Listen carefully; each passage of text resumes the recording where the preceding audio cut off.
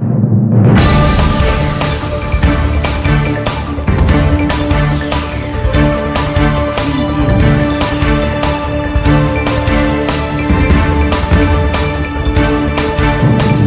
पाहताय महाराष्ट्रातील सर्वात जलद news network Maharashtra police news 24।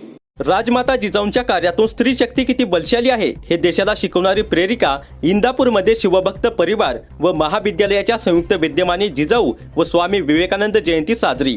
कार्यक्रमात माजी मंत्री हर्षवर्धन पाटील म्हणाले, जिजाऊंचा इतिहास वाचला तरी धैर्य निर्माण होते। स्त्री शक्ती गतिमान आणि प्रभावशाली आहे। वीरपत्नींचा सन्मान, सैनिकांच्या मातापत्नींचे जिजाऊ पूजन आणि विद्यार्थ्यांचा गौरव करून कार्यक्रमात स्वराज्याची आणि युवक शक्तीची प्रेरणा देण्यात आली। नमस्कार, आपण पाहताय महाराष्ट्र पोलीस न्यूज 24। पाहूयात आता सविस्तर बातमी। व्यक्त करतो। आज राजमाता जिजाऊ यांची 428वी जयंती आहे। खरं म्हणजे जिजाऊ हे नावच असं आहे की नाव ऐकलं तरी अंगावरती शहारे येतात। जिजाऊंचा इतिहास थोडा जरी वाचला तर एक धैर्य निर्माण होतं आणि जिजाऊंचा इतिहास वाचत असताना स्त्री शक्ती किती पॉवरफुल आहे, किती गतिमान आहे, ही 450 वर्षापूर्वीची सुद्धा ताकद आज तुम्हाला आम्हाला पाहायला मिळते। आणि म्हणून इथल्या आलेल्या सगळ्या आमच्या मुलींना, महिलांना माझं एवढंच आव्हान आहे की बऱ्याच वेळा महिलांना, मुलींना असं वाटतं की आम्हाला दुय्यम स्थान आहे।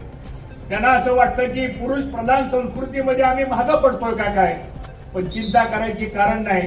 ज्या ज्या वेळेस आपल्याला आयुष्यामध्ये संघर्ष करावा लागेल, ज्या ज्या वेळेस आपल्या आयुष्यामध्ये आपल्याला संकट येतील, त्या वेळेस फक्त राष्ट्रमाता जिजाऊंची आठवण फक्त आपण करा।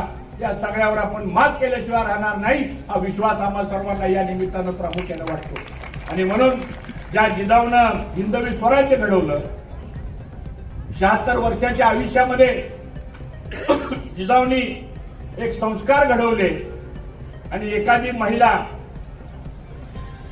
किती प्रभावीशाली नेतृत्व करू शकते हे जिजाऊंच्या माध्यमातून आपल्याला पाहायला मिळतं। राज्याभिषेक मी माझ्या डोळ्यानं बघणार आणि राज्याभिषेक छत्रपती शिवाजी महाराजांचाच होणार, एक दृढ संकल्पना घेऊन ज्या महिलेनं 60 वर्ष त्या दिवसाची वाट पाहिली, त्या राज्याभिषेक त्यांनी पाहिला।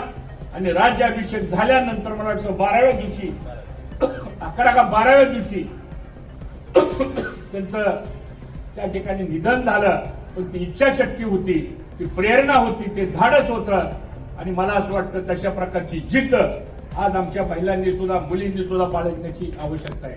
स्वामी विवेकानंद हे तर खरं म्हणजे युवकांचं एक मॉडेल आहे, एक आयडियल आहे।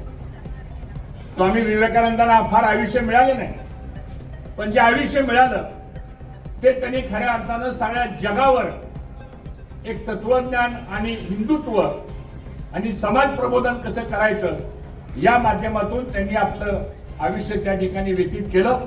आणि मला असं वाटतं युवा शक्ती निर्माण करण्याचं काम, स्वाभिमानी युवक निर्माण करण्याचं काम, बलशाली युवा शक्ती निर्माण करण्याचं काम आणि एक चांगले आध्यात्मिक धार्मिक संस्कार घडवणारा युवा वर्ग हे खरं म्हणजे स्वामी विवेकानंदांचं वैशिष्ट्य होतं। आणि म्हणून त्यांच्याही प्रतिमेला मी आज या ठिकाणी अभिवादन करतो।